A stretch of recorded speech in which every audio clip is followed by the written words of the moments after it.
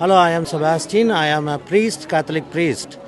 We are coming from Tamil Nadu, Coimbatore district, and we have come here to venerate the body of St. Francis Xavier, which is exposed these days for his feast, and we have come for a long way. Nearly 60 people we have come here.